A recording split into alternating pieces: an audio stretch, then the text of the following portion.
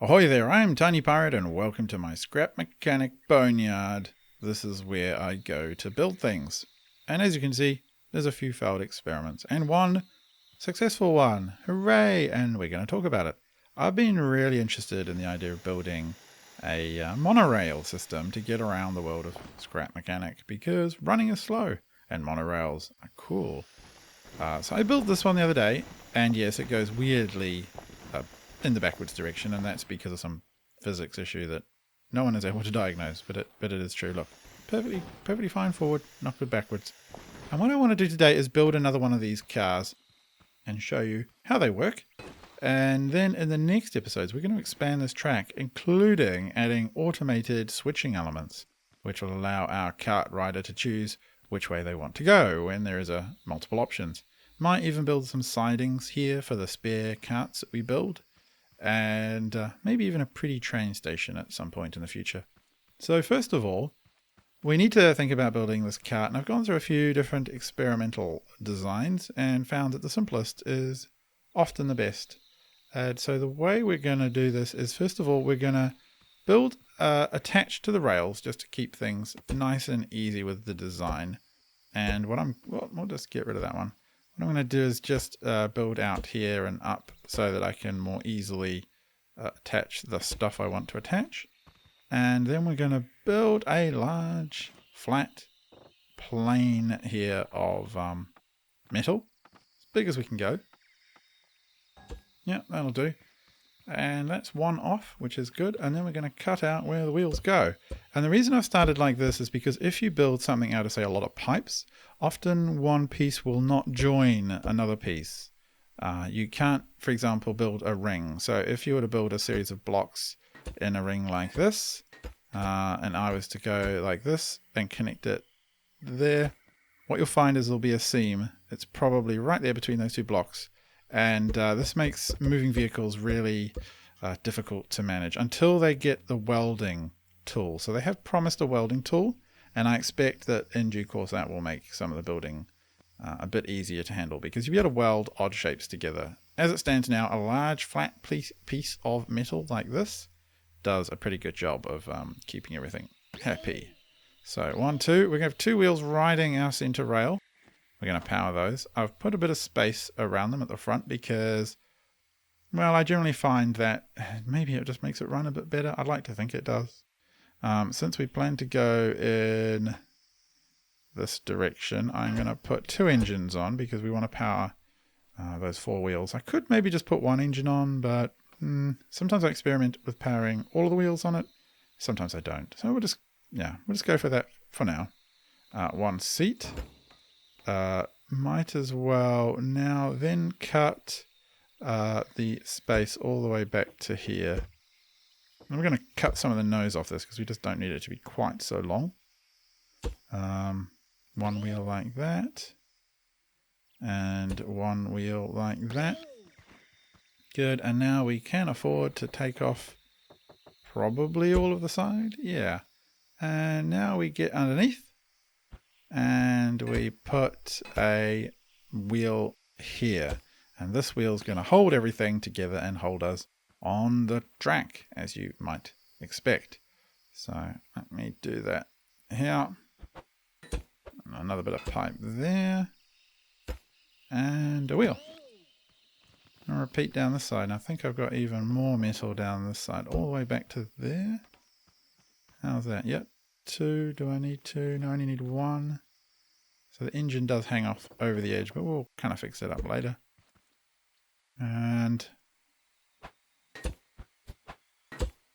like that. And one of the nice things I like about this is you can really personalize your design of your contraptions. I think it'd be really fun, for example, to have a whole bunch of different carts zooming around a town, each of them designed their own way. Kind of reminds me of once seeing some young Amish people in Pennsylvania driving their traps, their little one-person horse carts around.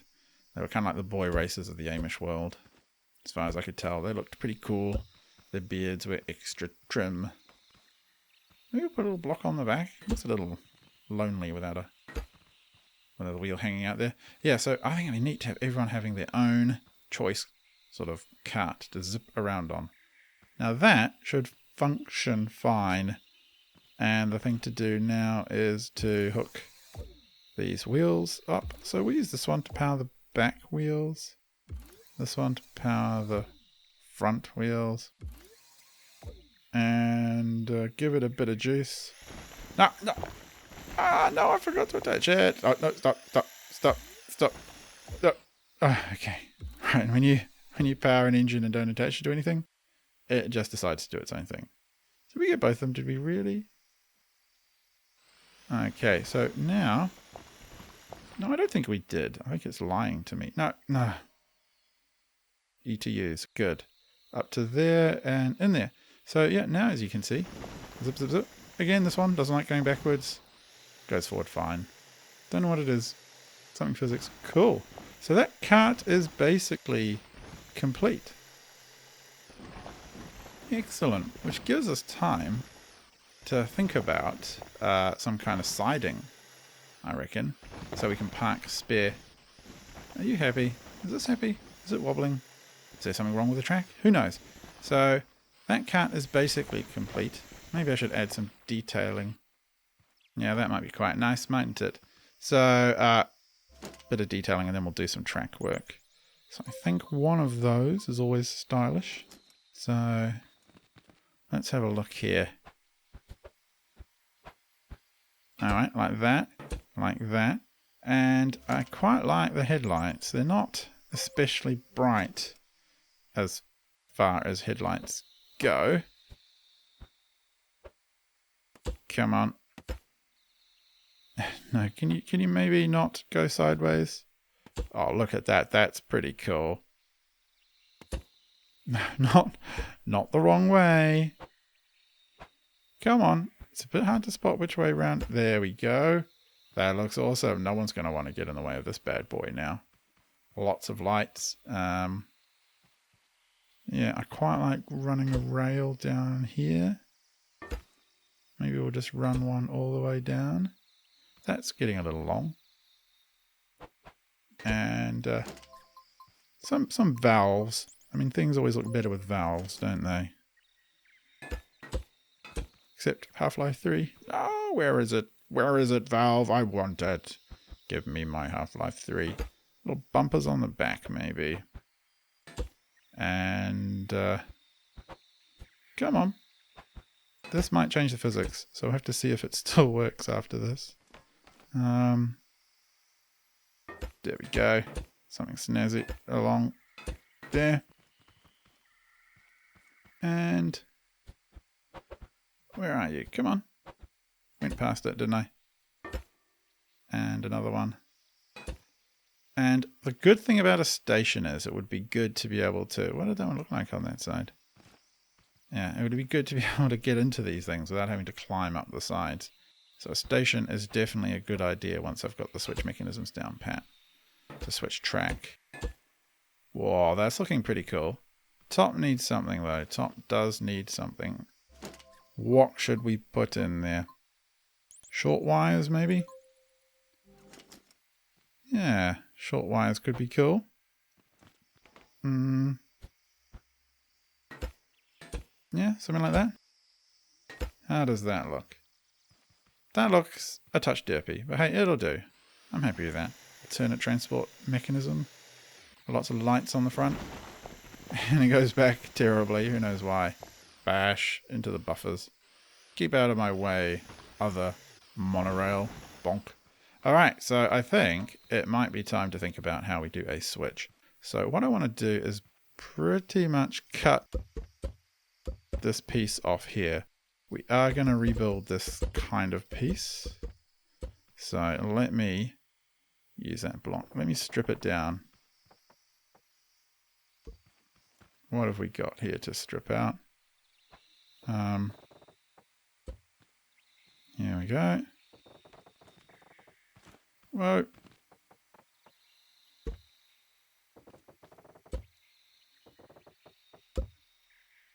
Oh, come on. Okay. Out of here, you. All of this. Yes, I know. I know. Go on, you're being deleted. You don't like it. Ah, get out of here. Blop, blop, blop, blop, blop, blop. And what we're going to come up with as well is quite a cool logic system that will allow the easy switching of track as well. So it doesn't matter where you approach the track from, you'll be able to change what direction it's currently pointing. And you'll see why that matters soon. And it's quite a tricky sort of thing to worry about otherwise. And I saw an inspiration for this from another YouTuber who's, I've forgotten because I didn't think I'd get this far in the video. And he made what's called a T-flop. I'm going to try and recreate what he did because it was particularly cool. And I'll put a link to his video in my video below. Description, that's it, not my video. What am I on about? Who knows? Who knows, Tiny Pirate? So what we need to do is a good length of track is going to be required for this switch, I suspect, because we need it to have a 15-degree kind of sway. Will that do? I suspect that will. And from there, a turning mechanism of sorts. Yes, that one. That turning mechanism. And then we need to carefully attach so we don't... There we go. So we don't end up mixing things up badly. Where are we? And no doubt like that. And I need a logic controller to put down here and a switch for now at least. And we will get a special kind of T-flop toggle thing going on. If you don't know what that is, don't worry. It all will be revealed. Okay, so that to that, that to that. You need to go that way in the blue direction, which means you start like this, and when we toggle you, I want you to go 15 degrees the other way. Good, the whole mechanism does turn. Excellent, great, so we didn't screw up anything there. Now, well, no, that plane, thank you.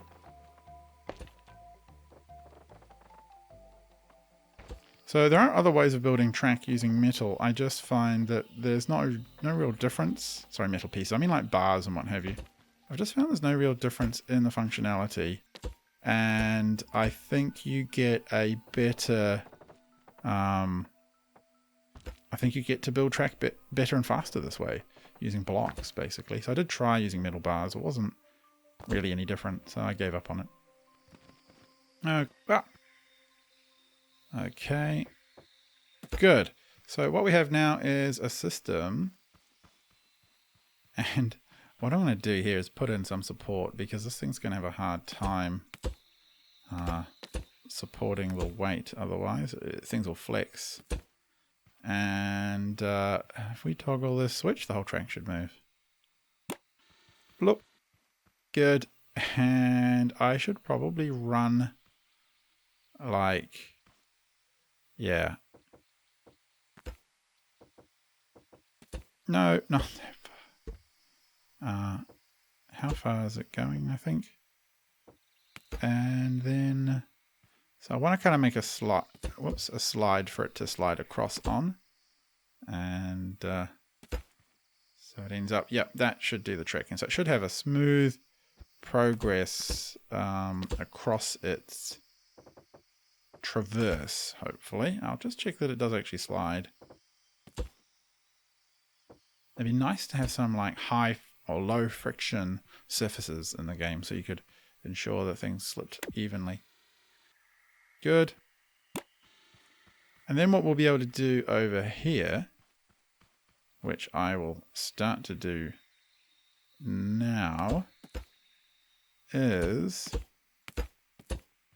that going to be in not quite the right spot? Just need to figure it out. Is put our siding on. Is it going to be like that? It would seem that the middle ones will be there. So yes, no, that was right. And And... ah, no.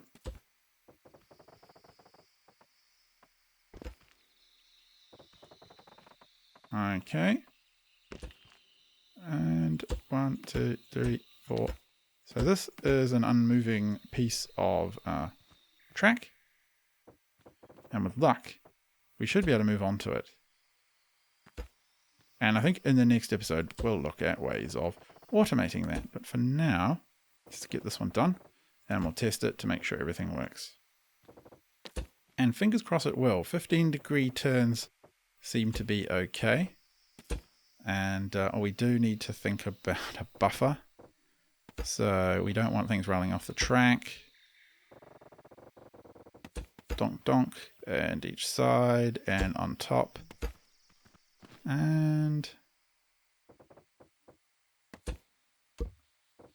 no, not like that. Come on. Okay, and I think we will put some springs on there. Because springs are cool. There we go. 1, 2. So, yes, the T-flop design allows me to toggle the state of something anywhere. And right now in the game, you can't easily do that. You can't basically easily... so the T-flop is a bit of a logic circuit thing. It's a bit hard for me to explain. Better to show you in the next episode. But the point is, wherever we are, so if we're on the train here, we'll be able to go, I want to go to the siding. And we'll be able to signal. And this will toggle back. We'll drive onto it. When we're onto it, we'll be able to come forward, signal. The whole thing will turn with us on it. And we'll be able to drive around the whole map by signaling from the train, which I will talk about in the next episode. And the little T-flop will turn to allow us to do that easily. Okay, we're on the track. Let's see if it works. Whoa. Yeah, that's a lot of weight. See if it works this way. Oh, it does. Victory. Victory. A little tight, but that's not too bad. Usually your connections aren't quite so angular and problematic. And then we come back here and look, there you go. Parked. Parked on a siding, ready for the next exciting train journey to take place. That's awesome. All right, I'm pretty pleased with that. Yeah, pretty chuffed. So in the next episode, come back and we'll automate this. We'll create signals from the train that will adjust the track, and we'll look at expanding our track a little bit more. So until next time, I've been Tiny Pirate. Thanks for watching.